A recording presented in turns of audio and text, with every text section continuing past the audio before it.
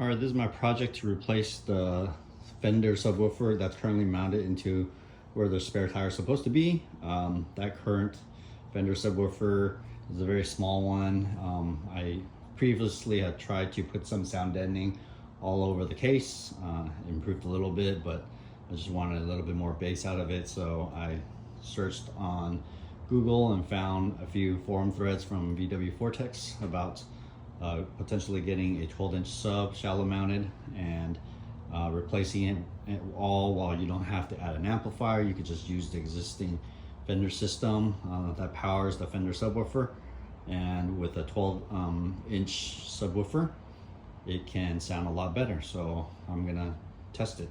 So first off, what I have is, and I'll provide links to the description, is I got this box from AK Audio, and this box is actually made purposely for the Golfs, and it is for a 12-inch. I believe they can have options for a 10-inch, but I of course wanted a 12-inch. It already has two connectors for the 2 ohm of the subwoofer, and right here it's about 4 inches, which will fit exactly underneath the rear trunk cover and sit flat so that it doesn't pop out a little bit out of this rear trunk cover. And I got a Rockford Fosgate at the time. This is about $180. I found one on eBay for $88. It's brand new. It's based out of a seller out of Las Vegas, but shipping was $40. So at the end of the day, I still saved a little bit of money. It is, as you can see right here, is a R2 12-inch. And again, I'll provide all the details of the subwoofer on the description. As you see right here, here's the subwoofer. And some other things that you'll need is, if you don't want to splice the existing Fender connector, I bought this right here, which will plug in to the existing connector. And I believe this was about like $20 from I think I bought it from ECS or FCP, one of those. So plug right into that existing connector. Need some speaker wires. Got some female connectors. This is for a 16 to 14 gauge. Of course, some speaker wires. So what you essentially do is, let me put this down real quick and get the subwoofer out. Okay, so I got the subwoofer out of the box. And you'll see in the subwoofer,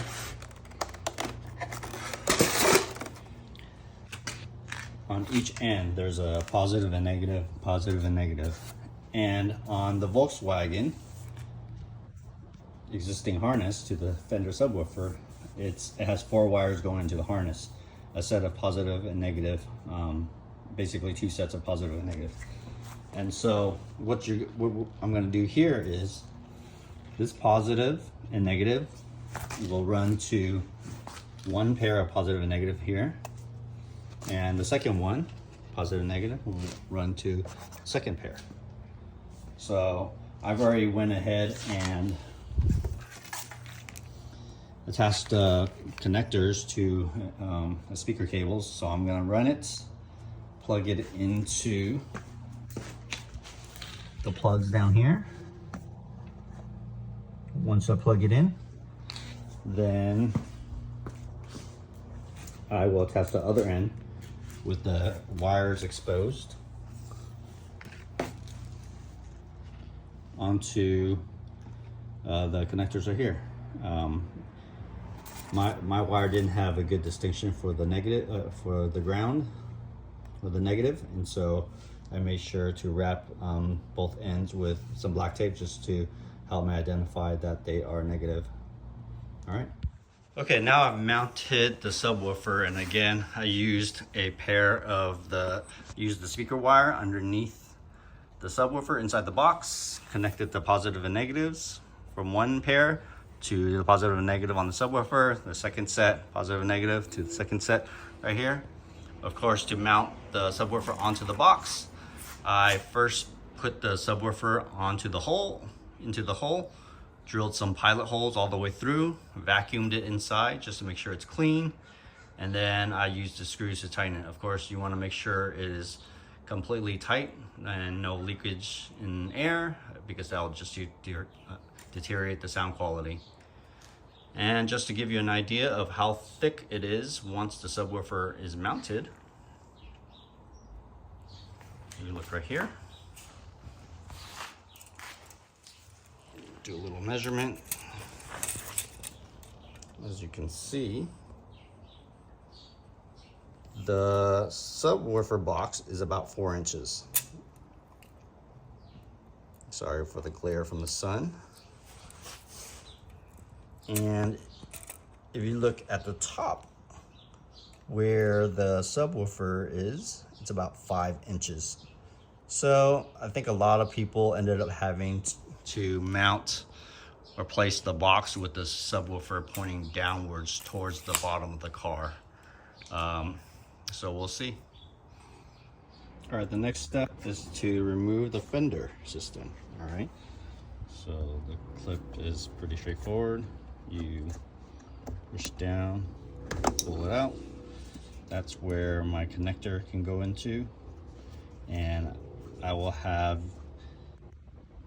specific VW wires that will connect to the connector and onto the box. So let's first take out the subwoofer. And so now that I've taken out the fender, I need to take out this little spindle right here. And what you simply do is twist counterclockwise. There you go. It comes out just like that.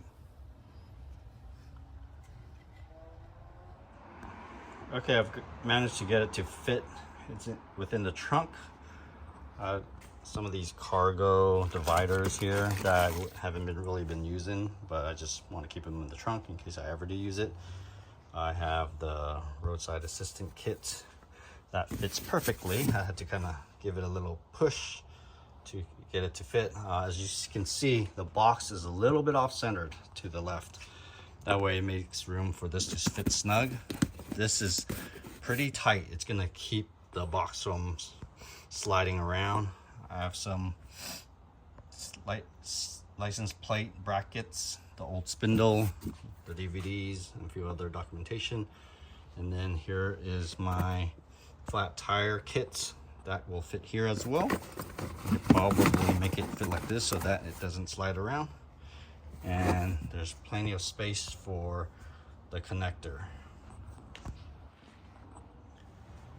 Okay, now we get to the part of wiring the harness to the existing subwoofer harness. And so I bought these parts to connect to the subwoofer box. So this one will plug right into the existing subwoofer harness.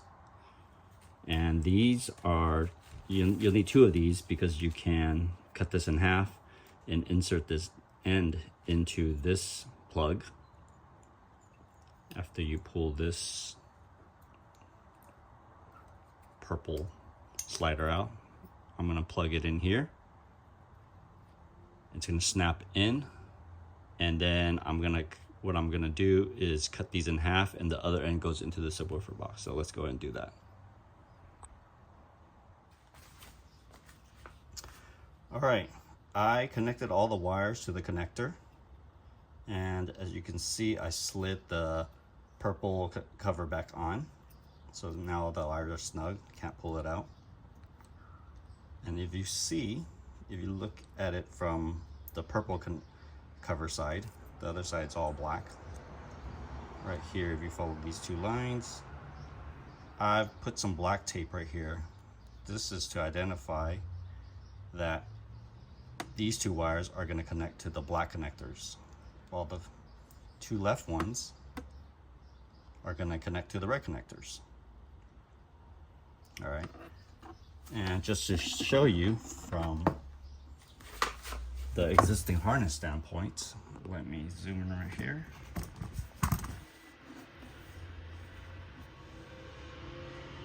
You see, this first wire is a white and yellow wire. This is going to go to the first left red terminal. This all white wire right here will go to the right red terminal. This brown, the third brown and yellow, it's kind of hard to see, is going to go to the left black terminal. And the final all brown wire is going to go to the right black terminal. So let's go ahead and connect everything together. So I'm going to connect the wire. So again, the first left one, make sure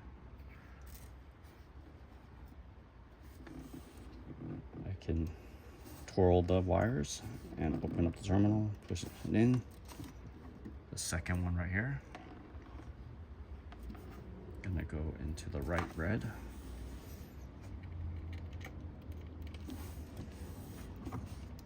The third wire right here,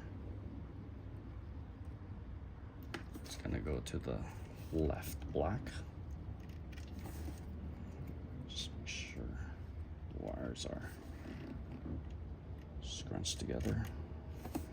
And the final one, the far right one, it's gonna go to the right black.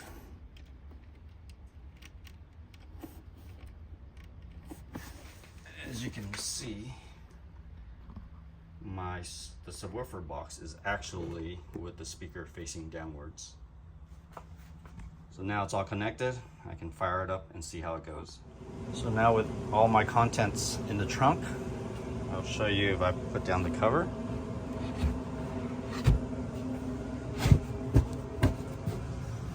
Pretty much completely flushed like original. Maybe it bumps out a little bit, but not nearly that noticeable. And yeah, fully usable trunk. So let's give it a try and see how it sounds. Oh, yeah, it is night and day difference. So much tighter, so much better than the stock Fender. Really impressed the output that the factory system can put out to this 12-inch.